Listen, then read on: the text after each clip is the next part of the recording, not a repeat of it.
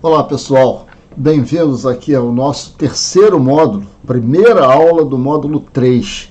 Nós hoje vamos começar a colocar numa perspectiva mais estruturada coisas que temos visto nas aulas anteriores. A ênfase vai ser na importância central do conceito de modelo de negócio em saúde, no conjunto de inovações que a gente está começando a ver em saúde, como eu previ, como vários previram, e que estão sendo acelerados por essa pandemia. Então, é uma noção muito ausente, normalmente, das preocupações dos médicos e dos formuladores de políticas, né, em saúde, mas ele é central, ele é mais importante do que, digamos, uma consideração fria do que o Michael Porter propõe, por exemplo. Saúde com base em valor, sim, essa é a nossa bandeira, vamos dizer, conceitual, mas vai ser impossível nós operarmos as transformações das quais nós precisamos sem um entendimento perfeito que os modelos de negócio vigentes na saúde terão que mudar, porque eles são incompatíveis com a geração de valor. Né? E isso vai ser, digamos assim, o tema a partir das nossas próximas aulas. Na aula de hoje, eu vou mostrar para vocês como a instituição central da saúde, que é o hospital, ele não se sustenta num cenário em que o valor para o usuário seja o parâmetro central. O próprio consultório médico nenhuma das duas entidades vai desaparecer. Elas vão continuar, elas serão importantes, mas não terão a centralidade que tem hoje no novo cenário da saúde, que a gente está delineando, que já está tomando forma e cujo melhor sintoma são as startups, as health techs que estão aparecendo em quantidades nunca vistas na saúde. O Brasil está com alguma coisa muito próxima de 600 startups, alguns dizem que já passou um pouco, os números estão em torno de 500 e muito, e alguns dizem que é mais de 600. Mas vamos começar a falar dessa noção tão importante que é a perda de protagonismo do hospital. É isso que a gente está falando. Que é um pouco paradoxal no momento que a gente está vivendo na saúde aqui no Brasil, quando todo dia sai uma notícia de que uma rede hospitalar comprou o hospital aqui, comprou o hospital ali, mas isso é uma tendência que não é a tendência do futuro. O hospital ainda é um excelente negócio, é um bom business, se a saúde continuar com a concepção diagnosticar e tratar. Aí não tem igual. Né? Mas se a tendência virar para aquela que nós estamos prevendo, que é antecipar e prevenir, é o oposto, então vai mudar muito. A concepção do hospital, essa entidade, essa organização que chamamos de hospital, ela é a mesma desde o século XIX. Não estou dizendo que não houve evolução em terapêuticas, em equipamentos, em procedimentos, em protocolos. Obviamente houve. Mas a concepção do hospital, ela não muda. Né? A concepção do varejo mudou, por exemplo, né? Apareceu o autosserviço, a concepção dos serviços financeiros mudou, enfim, o aporte de tecnologias que alteraram os modelos de negócio dos bancos tradicionais. Estão aí as fintechs, né? E a gente está observando as transformações que elas estão operando no mercado financeiro. Nada disso aconteceu em saúde. Em saúde, aquela entidade que foi criada lá atrás, século XVIII, XIX, para acolher vítimas de guerras, para concentrar vítimas de pessoas infectadas em epidemias, e para onde então convergia todo o cuidado médico, né? Vem para cá que aqui a gente resolve. E resolve tudo, quer dizer, tenta resolver tudo, né? A promessa, eu estou colocando aqui na minha linguagem, mas não era essa explicitamente, mas é uma organização que, em matéria de saúde, se propunha resolver tudo para todos, como diz o Clayton Christensen, um autor do qual eu vou falar mais na aula de hoje.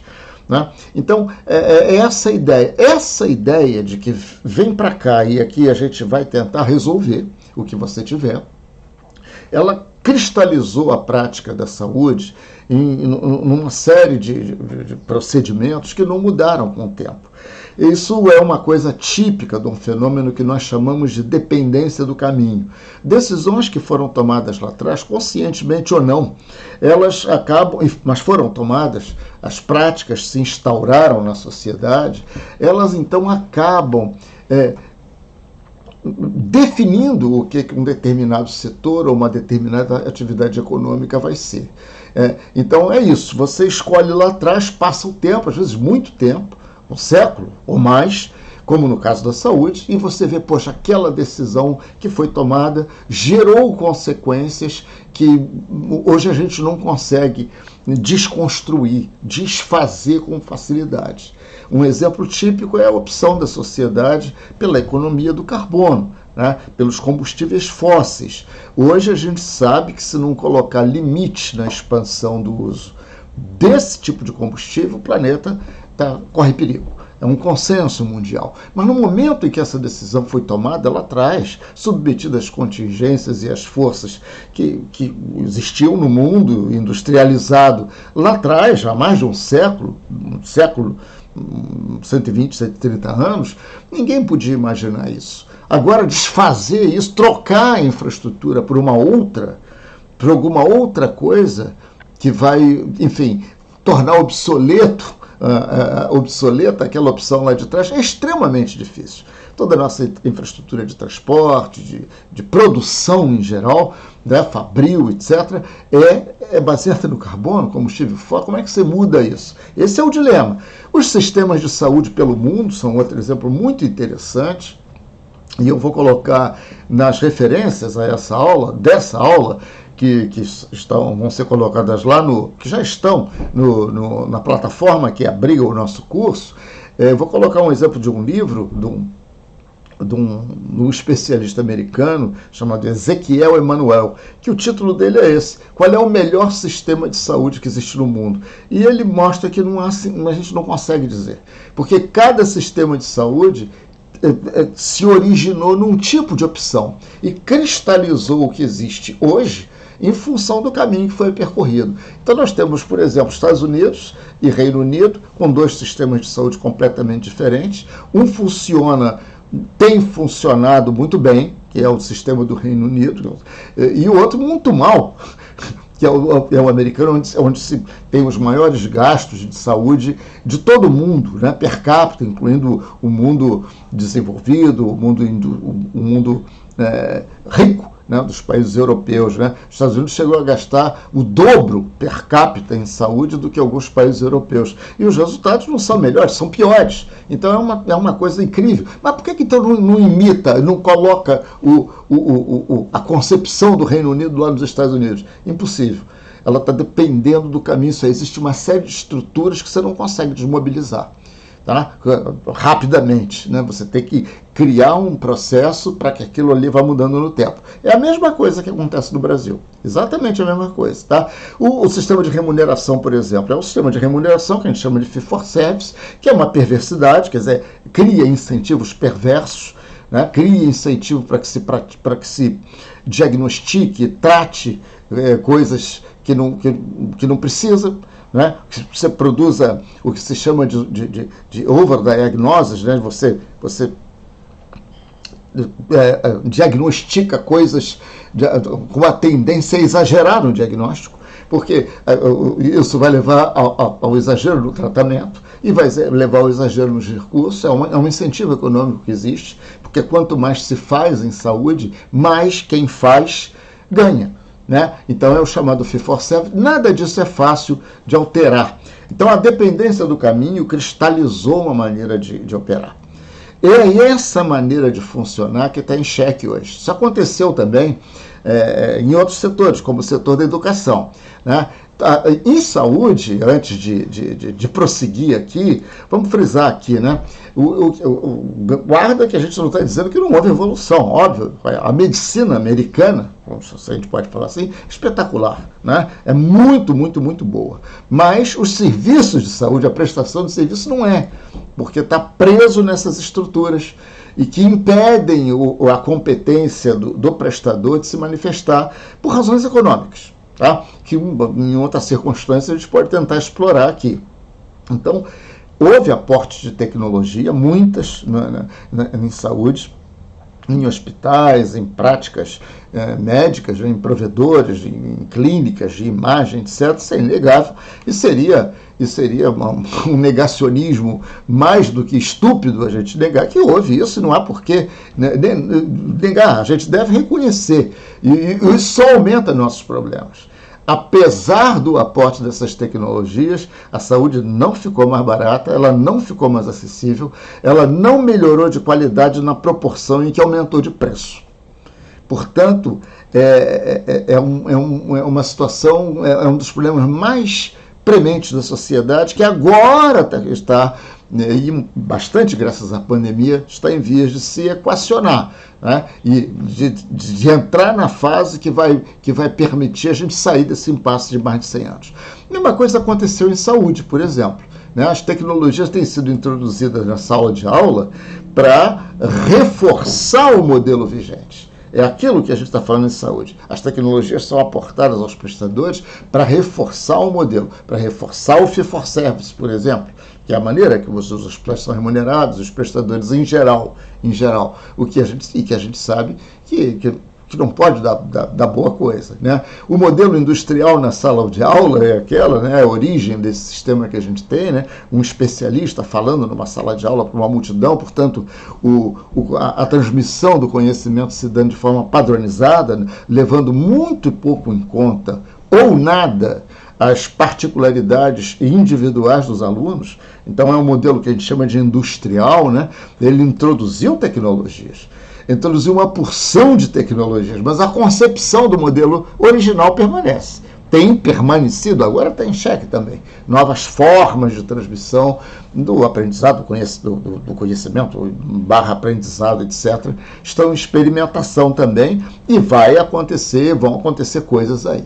Então, é isso que a gente está querendo dizer. Então agora chegou o momento de eu fazer um pequeno intervalinho aqui, ó, uma pequena digressão conceitual, não um intervalo, que é o seguinte: as ideias que temos colocado no nosso curso, que vamos continuar colocando, são fortemente influenciadas por esse autor, Michael Porter, que é a referência mundial no trato da temática que pode tirar a saúde do impasse que está no mundo inteiro. Esse é o livro, já falei dele, é muito bom, é a referência e a nossa também. Acontece que há um problema conceitual com essa visão, em que eu chamo a atenção e que eu acredito, defendo pessoalmente como sendo bastante impeditiva da adoção das práticas de valor, de saúde com base em valor. O Porter, ele estabelece explicitamente nos escritos dele, na produção intelectual dele, que são os provedores atuais que devem liderar a mudança. Isso está num artigo dele, que a gente pode dar referência também, está nesse livro. Existe um artigo que ele escreveu na revista de Harvard, em que ele está lá na capa. Os provedores, isso é, os hospitais que estão aí, né? Os incumbentes, como a gente chama, têm que liderar essa mudança, senão nada vai acontecer. Nós vamos hoje começar a se apresentar, aliás, já temos sido, né? Um outro autor que tem um livro que não é tão referenciado como é o do Porter, mas na minha opinião, e aí é uma visão realmente pessoal, uma maneira de ver, o Christensen toca no problema, concordando com Michael Porter, sem dúvida nenhuma, essa coisa do fee-for-service é absurda, isso tem que mudar, isso não há contestação. Mas há um momento no livro dele, que eu tenho, e existe em português também, apesar da tradução não ser boa, e que ele coloca o seguinte: ele não toca no nome do Michael Porter, mas fala, olha, alguns especialistas, né, com a elegância de professores de Harvard, que são alguns especialistas, e aí ele está se referindo ao Porter, reclamam que não se mede valor em saúde, que ninguém usa, enfim, os parâmetros de desfechos e de custos para estabelecer formas de remuneração adequadas. E aí ele fala, eles não medem porque eles não podem, porque eles não conseguem. E aí isso é uma afirmação muito forte e, na minha avaliação, muito verdadeira. Eles não conseguem desembolar as atividades do hospital. Vamos nos referir principalmente ao hospital. Então, isso é um assunto pouquíssimo tocado aí nos fóruns que discutem a saúde, o futuro da saúde, etc. Né? Então, o Christensen fala, não tem jeito, essas entidades que a gente conhece, que embolam atividades, né? Essas instituições que embolam atividades de todas as especialidades, né? Tem emergência, tem atendimento clínico, tem internação, tem alta complexidade, tem baixa complexidade, tudo origem na história. Né? Lembra lá do como é que se originou a indústria hospitalar, né? Então foi ficando assim, e é difícil separar essas atividades. Então você vai medir valor como? Se você não sabe direito os seus custos, né? O quanto é que eu estou gastando aqui, ali, e muito menos os resultados, os outcomes, né? Os desfechos. Então, o Christensen fala, se nós não introduzirmos novos modelos de negócio na prática médica, no cuidado médico, que não o hospital, né, que é o centro, né, nós não vamos conseguir a mudança que queremos. Isso é muito forte. Isso é uma coisa muito enfática, em que eu não encontro muito no Brasil quem repercuta isso além de mim. Né? E é verdade, porque é uma impossibilidade econômica. Tá? Mas tem uma porção de hospitais já brasileiros que já estão se metendo, estão experimentando, vamos dizer assim, uma linguagem mais adequada, atividades de saúde com base em valor estão mesmo, medindo desfechos, etc. Mas é tudo muito experimental e o eixo central da atividade, principalmente da remuneração dessas entidades, permanece o mesmo. Eles estão fazendo essas experiências e a gente tem que aplaudir porque são vanguardistas. Querem estar preparados ou querem direcionar, influenciar nas mudanças que virão. Mas é muito difícil um hospital estabelecido que se acostumou pela história a cobrir seus custos e ter uma margem financeira baseado no fee for service, começar a apoiar e propor aos seus clientes e aos pagadores, a quem compra seus serviços, mudar para uma outra forma. É só isso que ele fala. Então o modelo de ganhar dinheiro tem que mudar. E isso é extremamente difícil. Extremamente difícil. É o que vitimou a Kodak, é o que vitimou todo mundo que foi vitimado aí, que a gente conhece. Tá? Os fabricantes lá de aparelhos eletrônicos a válvula, que não tem mais nenhum hoje, etc. Porque muda a maneira de ganhar dinheiro. Muda aquilo que a empresa aprendeu a fazer bem. Então nós vamos hoje enfatizar mais o Christensen. Vale a pena. Quem tiver alguma tendência mais acadêmica, e eu estou fugindo da ênfase excessiva no conceitual, na definição, na citação de autor disso, daquilo, paper isso, paper aquilo. Nós estamos tendo um curso prático, mas vale a pena entender o trabalho do Clayton Christensen nesse livro que eu acabei de mostrar. Muito bem. Então, os incumbentes, que a gente chama de incumbentes, quem está defendendo posições históricas. Né? Ou melhor, não é que defendam, o termo não é esse. Os grandes hospitais, imagina as grandes grifes hospitalares brasileiras, né? O Brasil tem cerca de 4.000 hospitais privados, né? Por aí. E esses hospitais, grande parte deles não tem nem a menor ideia de quanto custa o que eles fazem. Então a tendência é eles cobrarem tentando aumentar o preço, o que só vale até um certo ponto. Depois o próprio mercado começa a ficar desconfortável com isso, e muitos quebram, muitos saem. Isso aconteceu no Brasil inteiro e continua a acontecer. Mas os incumbentes de talento, de qualidade, gente que estuda, ninguém defende o modelo que está aí. Mas eles, o que eles vão fazer? Há um dilema, usando para a terminologia do Clayton Christensen. Os provedores, vamos pensar só nos hospitais, que são corajosos o suficiente para inovar em seu modelo de negócio e sair do ciclo de adicionar mais leito, mais aparelhos, mais tecnologia, que é o ciclo usual, né? Eles são confrontados com um dilema financeiro. São palavras do Christensen, tá? E a citação está aí, e vocês encontram também nas referências que estão colocadas na plataforma que abriga esse curso.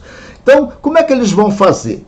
Um modelo baseado em valor, que é o que todos defendem, todos, que busca minimizar a utilização de instalações e procedimentos de alto custo. É isso que o que eu busco maximizar é o resultado para o paciente. Então eu vou tentar fornecer o melhor serviço, o melhor input, médicos, aparelhos, exames, infraestrutura que for, para obter o melhor output. Se é o nome disso, é assim que a sociedade avança em todos os setores, fazendo mais com menos, obtendo melhores resultados com menos custo. É isso que é valor. Nós vimos nas outras aulas já e voltaremos, né, nas subsequentes. Então, um modelo baseado em valor que busca minimizar a utilização de instalações, procedimentos de alto custo, geralmente significa uma receita menor do que o fee-for-service, com o qual a gente está acostumado. É isso. Simples assim, são palavras do Cristo, está aí a referência, está na referência que também está colocada na plataforma.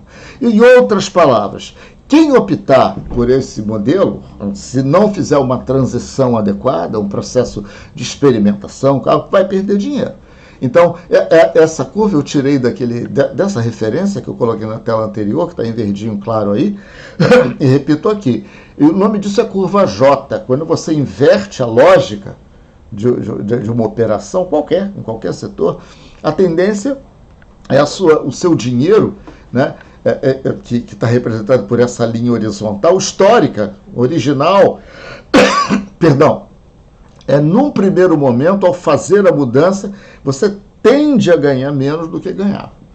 Só com o tempo é que você volta e, eventualmente, supera o seu patamar original de receita, vamos dizer assim, ou de lucro. Dá no mesmo aqui. Tá?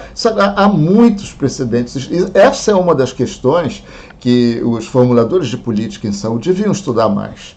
Porque basta, segundo muitos, basta mudar o modelo de remuneração. Mas o Cristo assim, nos lembra, não adianta, eles não conseguem mudar o modelo de remuneração. Se mudar o modelo de remuneração, eles vão perder dinheiro. Essa é a diferença entre Michael Porter e Clayton Christensen. Não que o Porter discorde disso, ele simplesmente não toca nisso. Ele diz para os provedores, vocês tratem de mudar aí. Eu dei todos os parâmetros para vocês mudarem para uma concepção de saúde com base em valor. Agora é com vocês. Você já tem lá a agenda do Michael Porter, constituído lá por 6 elementos, se não me engano, são sistemas de TI, é montagem de linhas de cuidado, é um monte de coisa, tudo muito bacana. Mas, e aí? E esse efeito? Esse efeito aconteceu, por exemplo, na indústria automobilística. E quando as montadoras começaram a dar garantias de que o carro, garantias maiores, por exemplo. Até o advento dos carros japoneses, aí, décadas de 70 e 80, as montadoras que existiam, General Motors, Ford, Chrysler, etc., elas achavam que era natural o carro dar defeito. Né? Os processos de produção não eram desenhados para eliminar defeitos. Mas quando a Toyota entra com uma mentalidade oposta, né, se tem defeito, tem causa. Se tem causa, vamos atrás da causa. Simples assim. Vamos descobrir as causas, que a gente vai eliminando os defeitos à medida que aparecerem. Quem conhece a história da Toyota, é isso que encapsula, que resume a filosofia Toyota de produção. E a Toyota começou a tirar defeitos. E aí tirar defeito, até chegar num nível em que o carro não quebra mais. Você troca de carro porque o carro sai de moda, vamos dizer. Mas não porque ele quebre, o que era comum no passado. Então as montadoras todas que quiseram e conseguiram, né, se adaptar, porque era isso ou quebrar, elas passaram por um período de garantir, através da manutenção preventiva, etc., né, da garantia estendida dos automóveis, que o usuário não ia ter problema com o carro. Então eles tiveram de alterar a sua maneira de produção. Todos perderam dinheiro no início. Todos. Mas eles não tinham opção. Então fizeram um investimento e depois recuperaram. Tá? Mesma coisa aconteceu, já contei essa história em outra aula, quando apareceram televisões, rádios transistorizados que não tinham pilha, né? Que não tinham válvula, e os varejistas que vendiam o carro, os aparelhos, que tinham válvula, se acostumava estava acostumado com a receita gerada pela troca de válvula, porque a válvula queimava, então quem comprava voltava na loja para trocar o aparelho que tinha comprado, né? E era uma receita adicional para o revendedor. Quando apareceram os transistores, os aparelhos transistorizados, televisões, rádios, etc., não havia mais a receita da troca da válvula, porque a válvula não tinha válvula, a válvula não quebrava. E então o que a gente viu foi todos os fabricantes e varejistas que dependiam daquele modelo de ganhar dinheiro, que incluía a receita da válvula, eles quebraram. Você vê como isso daí é padrão. Isso está em todos os setores de negócio. Não é uma questão só da saúde. Então é até estranho, né, que a gente não perceba, né, uma ênfase no Michael Porter que o Christensen dá. Né? Mas eles não são excludentes, eles são complementares. Só que a nossa maneira de ver, as metodologias que nós criamos, que eu e minha equipe criamos para fazer essas coisas acontecerem, passam por modelos de negócio novos. Né? Não basta aperfeiçoar o que já existe, até porque vai ser impossível aperfeiçoar o que já existe no nível que é necessário para que o sistema de saúde, o sistema de cuidado, passe a gerar valor, coisa que hoje ele não faz. Então, é essa a ideia, né? Remuneração por valor não pode ser implantada de uma hora para outra. Um modelo de assistência que enfatizasse o cuidado primário, repara como eu não quero colocar essa questão do cuidado primário, atenção primária, saúde, como uma panaceia, um negócio mágico que cria. Atenção primária e a saúde, e nós vamos ter módulos sobre isso, aulas específicas sobre isso. Então não se preocupa se não está totalmente definido para você o que é isso. Né? Ela surge da necessidade de inverter a lógica do fee for service. É uma construção lógica, não é porque é bonitinho, não é porque é politicamente correto, é porque é o que faz mais sentido, inclusive em termos econômicos. Né? Se houvesse intervenções nas populações que usam saúde, todas, nas pessoas, nos usuários do sistema de saúde, intervenções que antecipassem problemas e que prevenissem problemas, e isso, na nossa terminologia, é a essência da atenção primária à saúde, é o antecipar e prevenir. Se houvesse isso na escala adequada, ou de alguma forma, nós vamos estudar um caso concreto, real, de uma empresa criada há alguns anos, que semana passada, eu estou gravando isso em junho de 2021, semana passada ela foi vendida por uma quantidade enorme de bilhões de dólares, aí, creio que mais de 2 bilhões de dólares. Né? E ela mostra como é possível utilizar isso que a gente está falando para evitar que o doente vá para o hospital. O hospital tem que ser o recurso de última instância. A gente não pode ficar indo, não faz sentido ir ao hospital para tratar de grande parte das coisas que a gente que busca no hospital, pronto-socorro mesmo e tal. O hospital é para alta complexidade, para intervenções que precisam ser feitas em condições agudas e complexas. Né? Em coisas agudas mais simples são consultórios, são centros de atenção primária, que nem muitas vezes precisam ser populado por médicos na quantidade que são hoje. Né? É por isso que toda essa lógica vai apontando em direção a isso que a gente chama. Mas como é que é isso? Quem é que conhece uma empresa famosa de atenção primária? Se eu perguntar a vocês, aqui está o centro da história. Né? Se a gente perguntar, me diz um hospital famoso, todos nós citamos vários. Né? O Brasil tem vários hospitais muito bons no Rio, São Paulo, Minas, no Rio Grande do Sul, em toda parte tem. Né? Mas se eu te perguntar agora, qual é a grande concepção de cuidado primário que existe? Qual é a grande ideia economicamente viável? Nós estamos aqui no âmbito da saúde privada. Né? Eu não estou me referindo a concepções de saúde pública, o SUS, etc., que, aliás, é muito interessante estudar as concepções que o SUS tem sobre a atenção primária, que é uma coisa que os prestadores privados nunca se preocuparam, né? E que agora estão tentando aprender, né? Que é uma coisa originária das concepções, né, conceituais de saúde pública brasileira, né? Então temos que reconhecer isso também. Mas voltando lá, ó. Então, se eu adoto medidas sistemáticas para tratar dos usuários em grandes volumes, nas populações, que ele não vai procurar o hospital mais. Ou, colocando rigorosamente, o hospital ficará reservado, vamos dizer, para aquelas condições que são complexas e necessitam, enfim, intervenções especializadas, de times, de médicos, de equipes multidisciplinares, eventualmente, né? E quase sempre, e que não vão ser resolvidas na atenção primária. Mas o que nós vimos na aula passada, e vamos enfatizar, é que essas condições, olha, você lembra disso, elas são essas condições que a gente está colocando aqui, onde eu estou passando o mouse aqui, tá vendo? Né? São poucas, né? Proporcionalmente ao que está na base da pirâmide. Um grande volume de usuários em qualquer população, a maior quantidade de usuários, o grande volume, 80%, 90%, não é complexa, não precisa ser tratada em unidades de diagnosticar e tratar. Tudo pode ser resolvido na base dessa rampa, como eu estou colocando. Nós exploramos isso um pouco na aula passada, começamos a explorar, e é isso que a gente tem que buscar. A questão é como. A questão que nós vamos responder nas aulas seguintes também é quem está fazendo isso, onde é que tem caso concreto, que resultados estão sendo obtidos, porque é o resultado que vai legitimar esses modelos, inclusive para o público usuário, a população. As populações não sabem que isso daí seria uma opção, porque nunca foi oferecido a elas.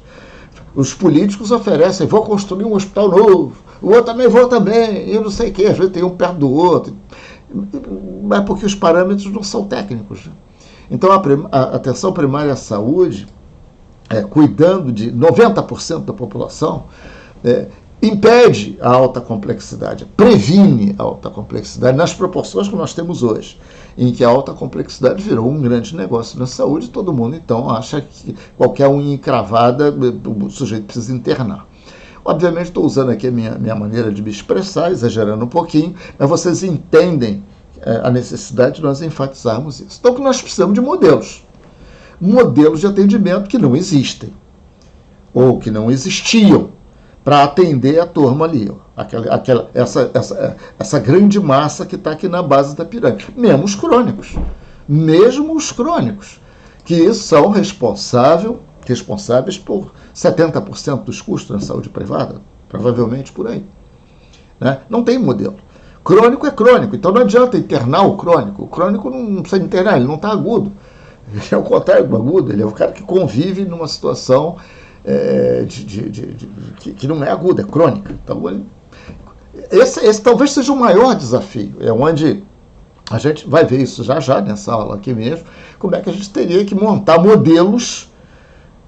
E lembra, eu toquei a aula passada, vou repetir daqui a pouco, um modelo é um arranjo que sempre envolve pessoas, profissionais, tecnologias e processos. Processos, pessoas, tecnologias, processos. Que a gente chama de tríade. É isso que compõe qualquer serviço. Né? E como é que seriam essas organizações para garantir que o paciente teria o seu cuidado, o doente, o usuário, ou o constituinte, como outros já estão chamando, para evitar a gente passar a ideia de que todo paciente é paciente, né? Todo mundo tem uma condição de saúde que tem que ser tratada, e isso remeteria à necessidade de ir para o hospital toda hora, né? Da gente se concentrar aqui, né? Aqui em cima, né? Aqui onde eu estou passando o mouse, que é onde tem alta complexidade, onde tem os profissionais, os médicos e os especialistas mais caros, mas, enfim, as grandes estrelas da medicina estão aqui. Tá? toda a nossa concepção de saúde é voltada para isso. É mais ou menos o que eu chamo de síndrome do Dr. House, né? Onde a estrela, os médicos, celebridade, são as referências para todo mundo. O que a gente está propondo é inverter isso. Falei, não, os médicos celebridade fiquem aqui, é óbvio, vamos precisar sempre deles, mas o que interessa do ponto de vista da sociedade e da economia não é o médico celebridade, é o contrário do médico celebridade. É talvez o não médico até, né? E aqui que a gente está vendo a entrada e a valorização de enfermeiros, de fisioterapeutas e até do que estão chamando de coaches de saúde, que são pessoas sem nenhuma formação em disciplinas de saúde, em saúde, no sentido convencional. Mas tem uma habilidade essencial que é de se conectar, de ter empatia por pessoas que precisam de ajuda. Nós já vamos falar, né, um pouquinho mais nisso. Bom, é muito bacana falar, né? Vamos introduzir novos modelos, etc. Mas as tentativas que têm sido feitas não têm sido bem sucedidas. E isso, na minha opinião, como está escrito aí, só reforça a necessidade da gente inovar em modelo de negócio. O Google, por exemplo, lançou um produto aí em 2008 chamado Google Health, que era, na verdade, uma tentativa de concentrar nas mãos do usuário todas as informações de saúde dele e ele, então, poder administrar sua própria saúde, digamos, usuário, eu, você, né, da maneira que fosse melhor para ele. Ninguém deixa de reconhecer que isso é um passo importante para que a saúde se transforme, né? Nós também tocamos nisso, principalmente na aula anterior. Tudo depende dos dados do usuário, então é natural que se criem, digamos assim, bancos de dados, enfim, tecnologias para possibilitar a gente pegar os nossos dados da nuvem ou de onde eles estiveram. O Google Health foi um fracasso retumbante, ele morreu em 2011, ficou 3 anos no mercado. Uma das características interessantes do Google é que eles não insistem com o que está dando errado. Eles tiraram isso aí, como tiraram também o Google Glass e outros produtos deles que não têm dado certo. Mas é de se estranhar, né? É uma coisa tão boa para o consumidor e gratuita, praticamente, né? Há razões pelas quais não aconteceu, né? Mas o que não significa, há razões que explicam o fato de não ter acontecido.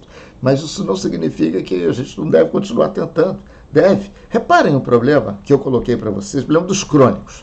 Os crônicos, eu volto a dizer, por que a gente volta sempre a falar de crônico? Um sistema que não tenha um modelo de tratamento ou de cuidado para o crônico, ele será inviável. Porque são os crônicos que representam o grosso dos gastos das internações em saúde, de necessidades hospitalares. Por quê? Porque enquanto eles estão estabilizados, tudo bem, eles estão vivendo a vida deles, uma qualidade de vida que pode não ser a melhor, mas eles não estão internando. Mas a massa de crônicos aumentou tanto, foi uma mudança tão grande que aconteceu nos últimos 25 anos, que tem uma quantidade enorme de gente vivendo mais, envelheceu, antes essa gente morria de doença infecciosa, etc. Agora eles não morrem, mas tem depressão, tem diabetes, tem condições coronarianas, tem cardíacas, tem problemas ortopédicos, tem uma série de doenças, e muitas vezes ao mesmo tempo, ninguém trata dessa gente. Não há modelo de negócio que trate desse pessoal, né? Porque isso nunca deu dinheiro. Diagnosticar e tratar dá dinheiro. Mas prevenir que o crônico não desestabilize não dá dinheiro. A gente repete muito, esse é um dos pilares, né, das não conformidades que existem em saúde. Não existe, porque não há incentivo econômico. Então, reparem, vamos pegar esse crônico, né? Estamos falando dele aqui, né? 70% dos custos aqui. Deixa eu colocar aqui uma maneira de mostrar para vocês melhor, né? Imagina, o que acontece com esses crônicos é uma questão puramente comportamental, e é por isso que eu mostrei essa tela anterior, né? Que tem que fazer parte do modelo de negócio, dos novos modelos de negócio. que vão aparecer. Esse é o livro do Daniel Kahneman, um economista israelense. Na verdade, não é economista, ele é psicólogo, e ele ganhou o Prêmio Nobel de Economia por ter demonstrado através de experimentos uma série de coisas muito interessantes. E o livro dele, esse está em português, é um livro que eu recomendo, hoje eu tenho certeza, conhecem. Para entender o que acontece com Kahneman, a gente deve entender as ideias do Daniel Kahneman. E que ele diz assim, olha, essencialmente ele diz que é uma tendência humana, portanto não é uma tendência outra, é uma coisa humana, faz parte do make-up, da nossa conformação psicológica, que a gente só age, a gente só toma atitude em situações de risco se a gente perceber uma perda iminente de alguma coisa. Se for suficientemente concreto, a gente que eu digo são as pessoas, a média das pessoas, vamos dizer assim. Né? E isso é muito interessante, senão a gente tende a deixar para lá, ou a gente não. Ou a gente sabe que é importante, mas não faz. É disso que a gente está falando. E quem trabalha com crônicos sabe que isso acontece frequentemente com eles. Imagina uma situação de uma pessoa que tem uma condição crônica, que tem uma alta motivação para aderir à terapia. Isso é, o médico já falou com ele, o seu médico, enfim, foi em algum lugar, e ele tem uma alta motivação para fazer o que o médico recomenda. Porque se não fizer, lembra do Kahneman, vai ter consequências. E as consequências, vamos ver essas consequências, não são muito fortes para ele. Ele não vai precisar mudar muitos hábitos dele para seguir as prescrições do médico. Que situações seriam essas? Ele está muito motivado a mudar hoje, mudar logo, e isso custa muito pouco para ele fazer. São situações como essa que está aí, por exemplo. Miopia, por exemplo. Doença crônica, blá, blá, blá. O sujeito tem que botar os óculos, não altera muito. O que ele já faz, é relativamente fácil encaixar a pessoa ali e obter dele aderência à terapia. Acabou, alergias também, vários tipos. Esse é o primeiro tipo. Mas existem tipos em que acontece também. Tem uma grande motivação para aderir à terapia, porque se não aderir, a vida dele vai ser um inferno, né? Como é o caso da miopia, ele não enxerga. Então, ou ele corrige aquilo lá, ou então ele não enxerga, ele não vai poder dirigir, ele vai poder fazer uma série de coisas. Então, ele está motivado e não tem muita necessidade de mudança de hábitos. Ele faz. Aqui todo mundo se engaja. E há as situações em que a pessoa tem uma grande motivação, mas se exige muita mudança de hábito. Por exemplo, problema de coluna, diabetes tipo 1, tem que mudar hábitos alimentares, enfim, postura, isso, exercício, aquelas coisas. Tá? Também há uma aderência relativamente boa aí. Porque se uma pessoa que tem problema de coluna, estou dando como exemplo, são exemplos do Christensen, que estão neste livro que eu citei, se ela não faz, a vida dela fica um inferno. Então a motivação é essa, ela percebe, lembra do Kahneman, ela percebe uma consequência imediata, se ela não segue as prescrições médicas. Então ela tem que mudar, mas ela muda. Eventualmente, se pega um problema de coluna, né,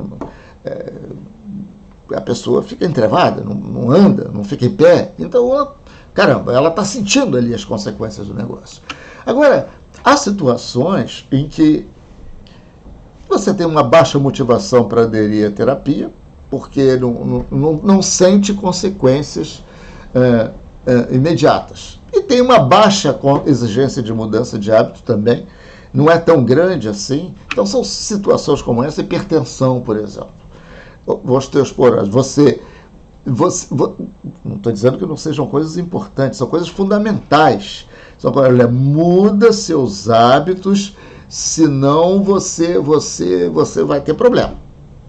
Mas a pessoa não percebe imediatamente isso, né? Então ele acaba deixando para lá, ele não segue. A motivação, isso é o efeito imediato. A motivação é a dor imediata de não fazer, tá? E ele aí vai deixando. A mudança de hábito não teria de ser assim tão grande. terá uma alimentação, fazer mais exercício, mas ele não faz, ele tende a se acomodar, em grande parte, obviamente, e aí o quadrante vermelho, esse é extremamente problemático. Ele não tem grande motivação para aderir à terapia. Entendam muito bem o que eu estou dizendo. Ele entende que se ele não mudar de hábitos, ele corre risco. Mas ele não experimenta como quem experimenta uma dor de coluna. Tá? Que é é uma coisa forte o suficiente para mobilizar a ação. Ele não sente isso. Né?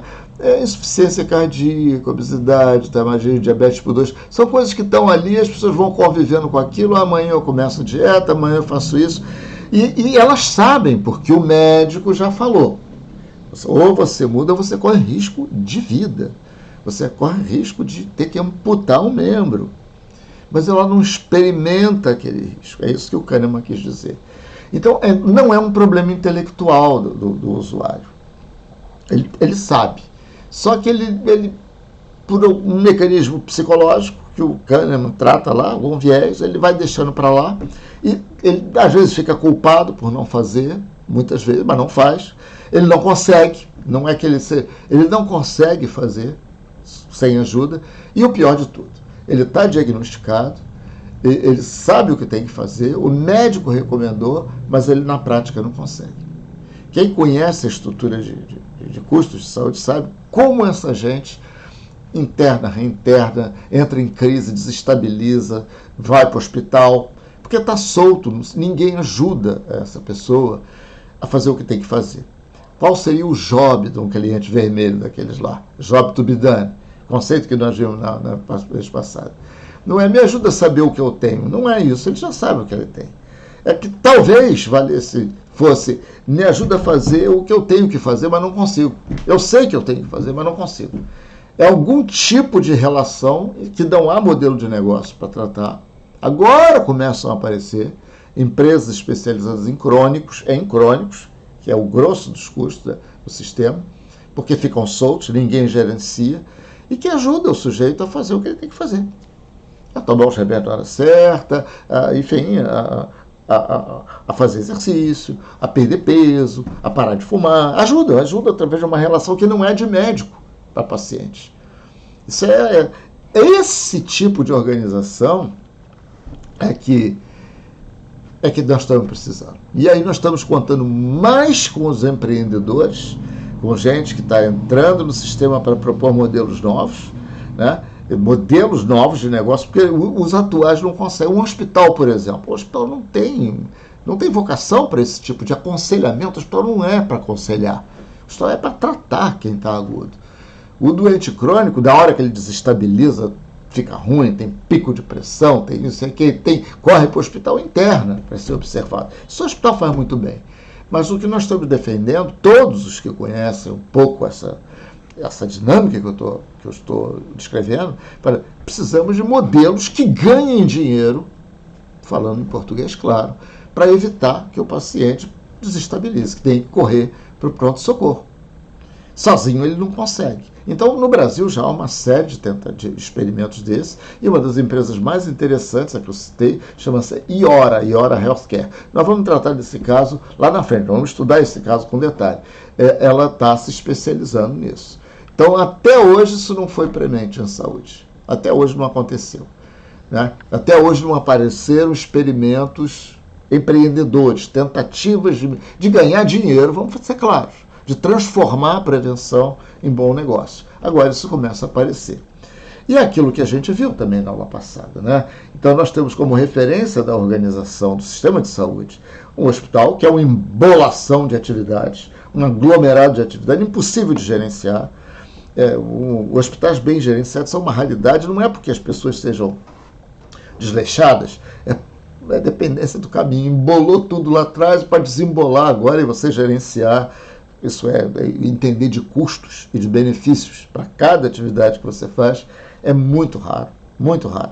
Tá? Existem, os grandes hospitais brasileiros são bons nisso, mas eles são geralmente os mais caros também, né? E são inacessíveis a grande parte da população. Então nós vimos que essa tendência, uma tendência do século XVIII, XIX, ela vai acabar sendo substituída, a tendência de ter essa organização como referencial para a prestação de serviços. Essas vão ser substituídas por plataformas digitais, isso nós vimos na aula passada, né, por redes, que serão redes de serviços, que vão direcionar o paciente para ele, onde ele puder.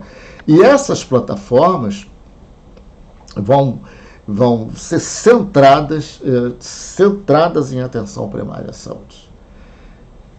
Isso é, nós vamos ter que aprender, e daí virá a necessidade de estudarmos um pouco melhor o que estão fazendo, os que já estão tendo sucesso, né, para fazer com que o crônico, principalmente o crônico, faça o que tem que fazer. Na rampa, daquela rampa, lá na base daquela rampa, existem doentes crônicos, todos os que eu citei, e existem doentes que não têm nada, precisam manter a saúde. Esses vão precisar de uma intervenção mínima, né, para que continuem sendo bem. Os crônicos exigirão intervenções mais articuladas. É aquilo que eu mostrei também na última aula, né? Tudo começará com os dados do usuário, virão plataformas, aquilo que o Google não conseguiu. A Microsoft também tem uma iniciativa, se não me engano, chama-se Microsoft Vault, como se fosse um cofre de dados do usuário. Também não está todo mundo andando de lado nisso aí, né? Mas os dados que vão alimentar as diversas fontes,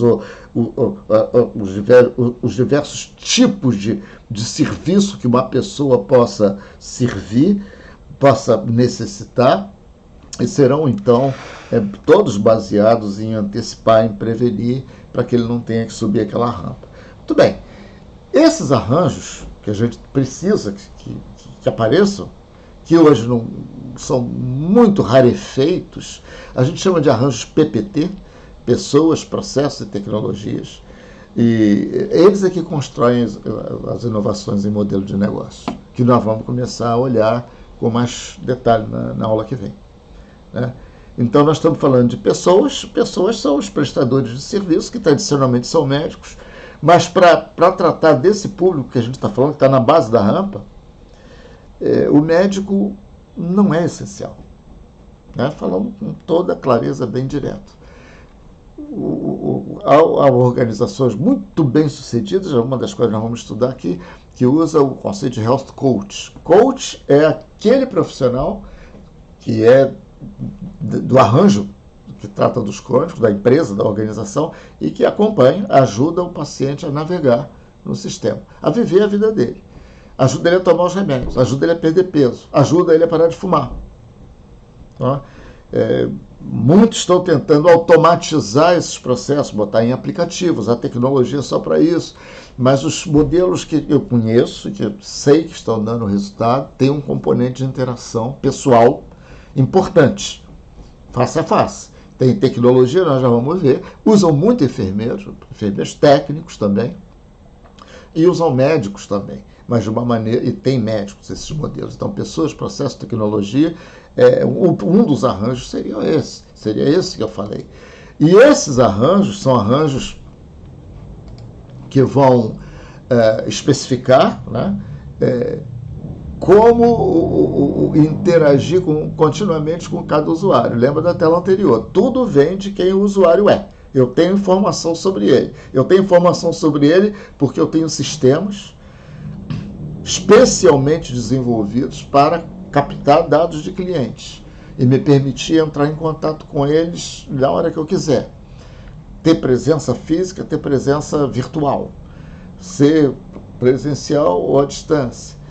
E aí eu vou conseguindo gerenciar aquela turma que hoje ninguém gerencia, que é o pessoal crônico, que é o responsável pela explosão de custos do sistema, e tem a ver todos eles com hábitos de vida, com coisas comportamentais, não tem a ver com medicina, não tem a ver com intervenção médica, não tem a ver com técnica disso, daquilo, nada a ver. Tem a ver como eu ajudo essa pessoa a viver de uma forma que lhe garanta a qualidade de vida, evita a internação, evita que ele fique grave. É disso que a gente está falando.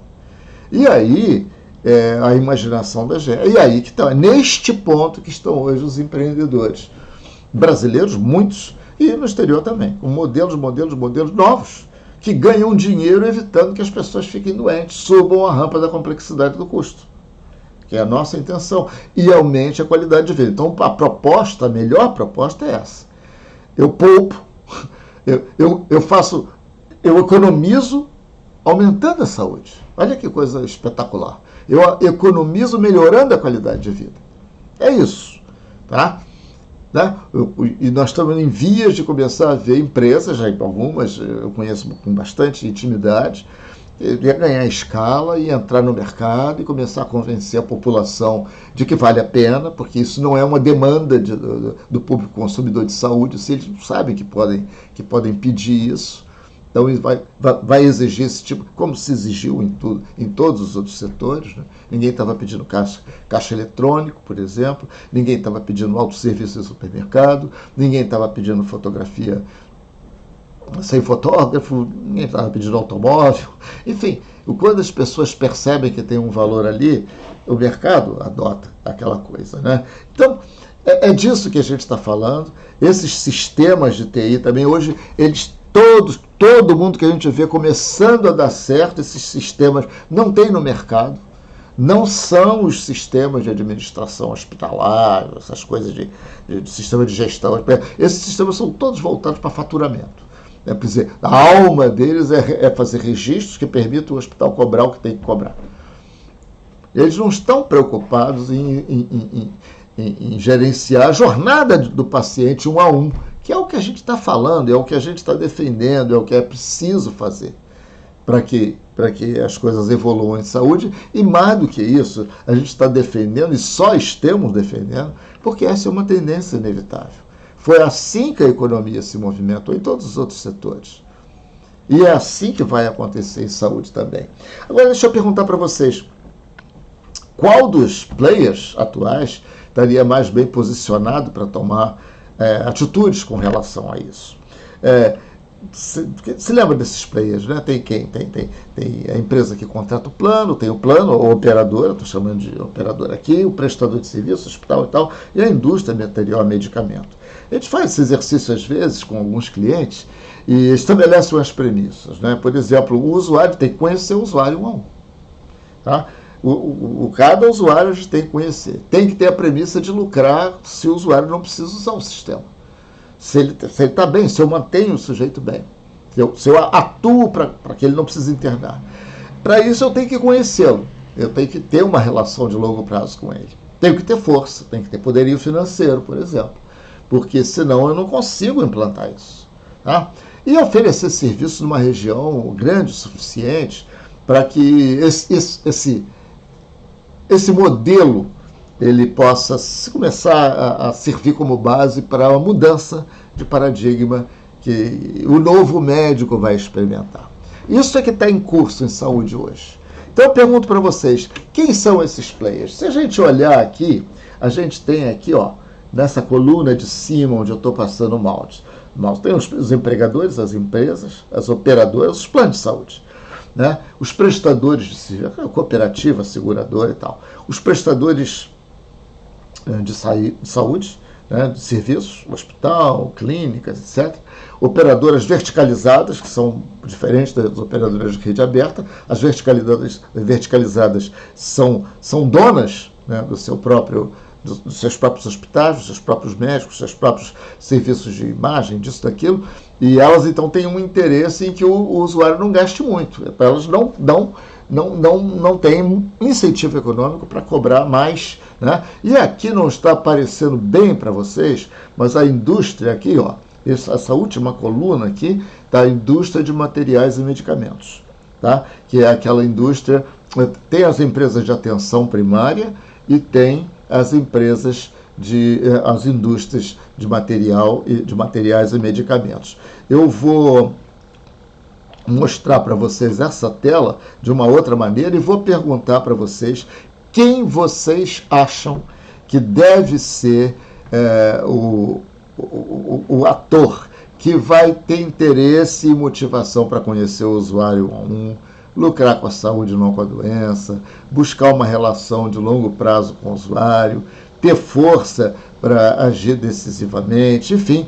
Quem? São operadoras? São empresas prestadoras? São verticalizadas? Essa nossa aula ela vai terminar aqui. Eu vou criar esse suspense. Nós vamos continuar. É uma aula, a primeira aula do módulo 3 não vai se esgotar aqui nesta aula. Eu vou introduzir daqui a um pouquinho na plataforma, e você, quando estiver vendo isso, provavelmente já vai ter a segunda parte disponível. A segunda parte do módulo 3, em que a gente vai pegar esse exemplo que eu dei aí, né, colocando todos os atores que estão presentes no mercado, e perguntando de onde é que a gente deve esperar as ações mais decisivas, tá? De onde é que virão aqueles que terão força para dominar, para fazer o mercado mudar, que todo mundo reconhece ser o importante. Esses atores serão atores onde você como médico, deverá olhar como fontes de remuneração para você, de empregabilidade para você. Tá? E eu vou deixar isso aqui no ar. Vou terminar a primeira parte deste módulo agora. Nós já temos ainda temos umas coisas bacanas para ver dentro desse módulo. Então, a primeira aula do módulo 3 vai ter uma continuação, que não estava no programa, mas a gente vai introduzir para não perdermos o fio da meada. Já voltamos com essa continuação. Tá? Então, repare bem que o que nós estamos dizendo. Vamos voltar aqui para fechar. E nós temos aqui vários atores, né, que estão em condições de afetar o sistema de saúde. Você está vendo aqui empregadores, operadoras, prestadores de serviço, operadoras verticalizadas, e apareceram duas aqui que a minha imagem está tampando. Uma são as empresas de atenção primária, que tem a ver com a atenção primária à saúde. Já existem empresas surgindo, todas são jovens, tá? Voltadas para aquilo que eu falei, né? São startups. E a indústria de material e medicamentos.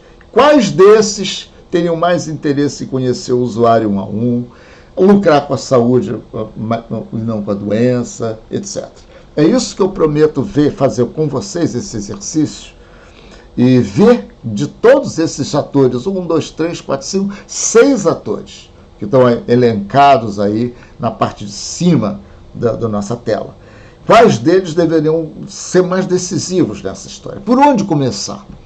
E nós vamos ver que existe uma combinação entre dois desses atores que é certamente a que vai dar mais resultado. Tá? Nós prometemos voltar aqui com essa continuação breve. Então, aguardo vocês na sequência, ainda no módulo 3, primeira aula, falando da desconstrução dos modelos do Hospital Geral e a substituição por modelos de negócio alternativos que vão aparecer, que estão sendo experimentados e que vão delinear um caminho importante para o novo médico. Então, eu aguardo que volta, vai ser uma continuação, obviamente, mais curta do que a aula, vai ser apenas uma extensão, não faz sentido a gente correr aqui. Então, eu aguardo você, um grande abraço, até a próxima.